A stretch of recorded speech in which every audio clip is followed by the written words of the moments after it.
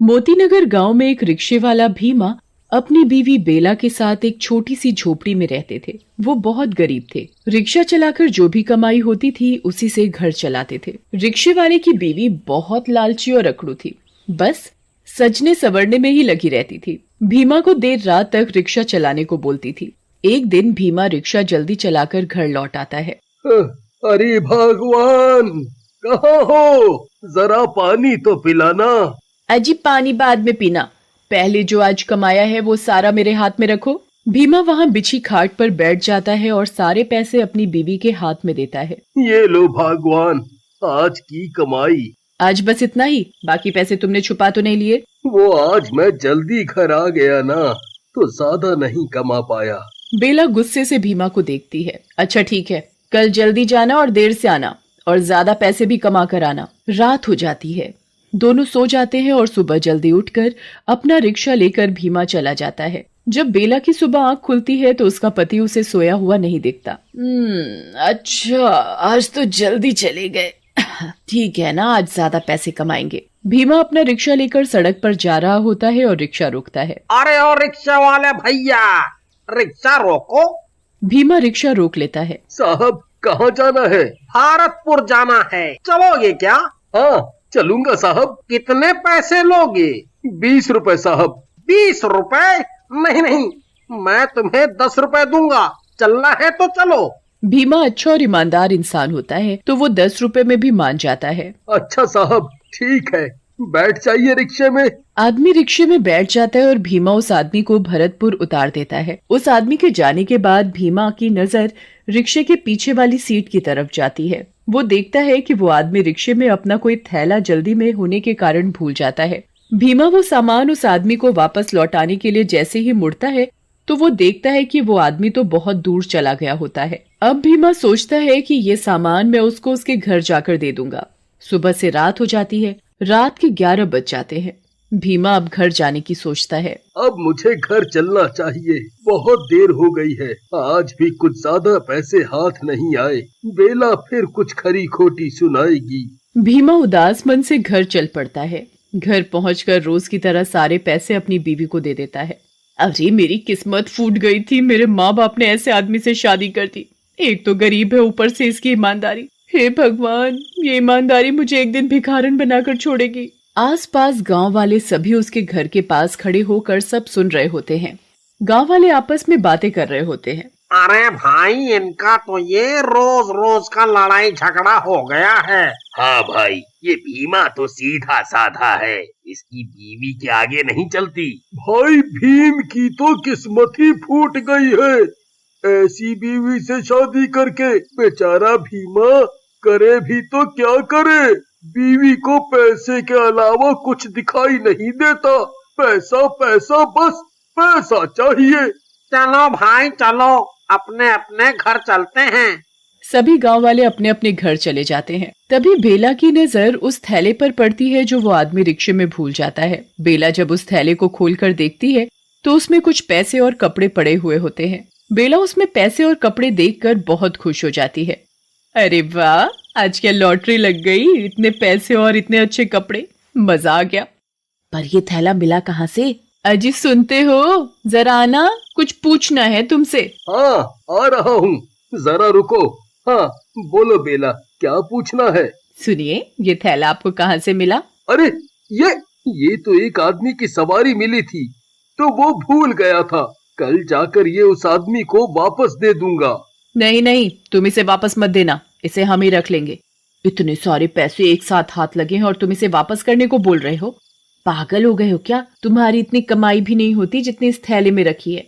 मैं तो इस थैले को वापस नहीं देने वाली, और अगली बार कोई सवारी तुम्हारे रिक्शे में सामान भूल जाए तो वो सामान सीधा मुझे दे देना।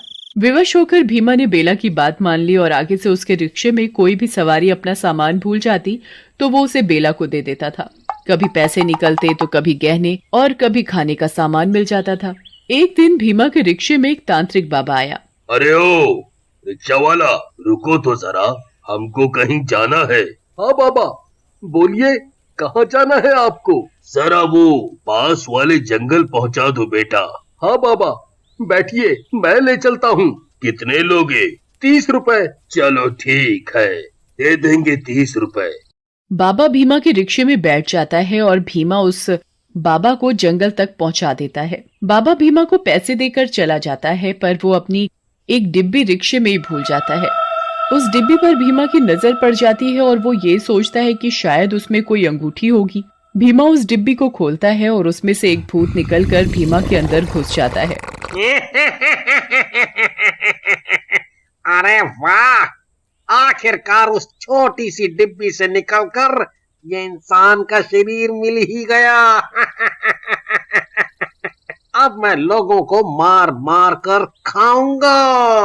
उसी वक्त उस जंगल के रास्ते से एक आदमी जा रहा होता है और आदमी को वो भूत देख लेता है। अरे वाह, इतनी जल्दी शिकार भी मिल गया। आज तो मजे आ गए, मजे। इसे तो अभी मार के खाता हूँ। और फिर वो भीमा का रिक्शा लेकर उसके घर चला जाता है। घर जाने से पहले वो भीमा का रूप धारण कर लेता है ताकि उसको कोई पहचान न सके कि वो एक भूत है। अब घर के अंदर चला जाता है और अंदर जाते ही सो जाता है। आधी रात को बेला को कुछ आवाज सुनाई देती है और वो उठकर देखती है तो भीमा सोते सोते कुछ अजीब सी आवाज निकाल रहा होता है। बेला इस चीज को नजरअंदाज करके सो जाती है। जब बेला सुबह उठकर देखती है तो भीमा रोज की तरह रिक्शा लेकर जा रहा होता है। बेला को बाहर से कुछ गांव वालों की चहल पहल की आवाज सुनाई पड़ती है। अरे, आज गांव वाले इतनी चहल पहल क्यों मचा रहे हैं? ऐसा क्या हो गया? जरा देखें तो क्या हुआ। बेला घर से बाहर जाती है और एक औरत से पूछती है, क्या हो गया बहन, सब इतनी चर्चा में क्यों लगे हुए हैं? अरे बस पूछो मत बेला, आज सुबह एक आदमी जंगल के पास बड़ी बुरी हालत में मिला है। क्या बुरी हालत? कैसी बुरी हालत? क्या हुआ था उसे? ऐसा लग रहा था उस आदमी को किसी जंगली जानवर ने नोच नोच के खा लिया हो। सारी जगह खूनम खून हो रखी थी। मैं तो देखकर ही घबरा गई। अच्छा, लगता है हमारे जंगल में कोई जंगली जानवर घुसा है। मैं अभी अपने पति से कहूंगी कि जरा संभाल के रिक्शा चलाए। हाँ बेला, तू ध्यान रखियो अपना। दूसरी तरफ भीमा के अंदर घुसा भूत रिक्शा चला रहा था। उसे जो भी सवारी मिलती उसे बैठा कर वो जंगल की तरफ ले जाकर खा जाता। ऐसा करते करते रात हो जाती है और वो भूत भीमा का रूप लेकर घर पहुंचता है। अगले दिन रात को बेला को फिर से कोई अजीब सी आवाजें सुनाई देती हैं।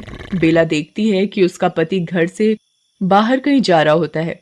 अरे, ये कहाँ जा रहे हैं? जरा देखूं तो सही। बेला उसका पीछा करती है। भीमा जंगल की तरफ जाकर फिर से भूत के रूप में आ जाता है। बेला ये सब देखकर बहुत घबरा जाती है। हे भगवान, ये क्या हो रहा है? मेरा पति भूत कैसे बन गया?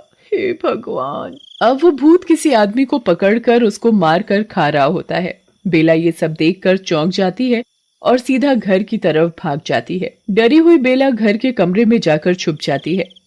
हे भगवान, ये मैंने क्या देख लिया? बहुत डर लग रहा है। मेरा पति भूत कैसे बन गया? वो भूत वापस भीमा का रूप लेकर घर आकर सो जाता है और सुबह उठकर दोबारा रिक्शा लेकर लोगों को खाने चला जाता है।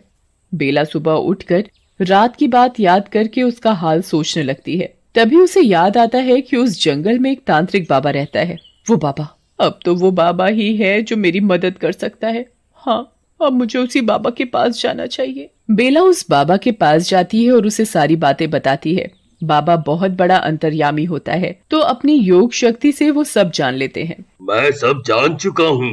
मैं तेरे पति के रिक्शे में बैठा था एक बार और मेरे हाथ में एक छोटी सी डिब्बी थी जिसमें मैंने एक बुरी आत्मा कैद करके रखी थी। वो डिब्बी मैं तेरे पति के रिक्शे में ही भूल गया और उस पर तेरे पति की नजर पड़ गई। तेरे पति ने उस डिब्बी को खोल कर देखा और तभी उसके अंदर वो बुरी आत्मा समा गई। हे भगवान, मेरे लालच की वजह से आज मेरे पति मुसीबत में पड़ गए। अब मैं कभी लालच नहीं करूंगी बाबा। अब क्या इसका कोई हल नहीं? अब मेरे पति कभी ठीक नहीं हो पाएंगे। नहीं नहीं, ऐसा नहीं है। तेरा पति बिल्कुल ठीक हो जाएगा। मैंने अभी अभी अपनी योग शक्ति से ये पता लगा लिया है कि डिब्बी अभी भी उस जंगल में पड़ी हुई है। मैं अभी उसे लेकर आता हूँ। बाबा जंगल से उस डिब्बी को लेकर आते हैं और बेला के साथ उसके घर जाता है और कुछ मंत्र पढ़कर उस भूत को अपने वश में कर लेता है। फिर बाबा उस भूत को भीमा के शरीर से निकालकर अपनी डिब्बी में दोबारा बंद कर लेता है और भीमा वापस अपना रिक्शा लेकर घर लौट आता है। शुक्र है भगवान का कि तुम सही सलामत घर आ गए। आज के बाद मैं कभी लालच नहीं करूंगी।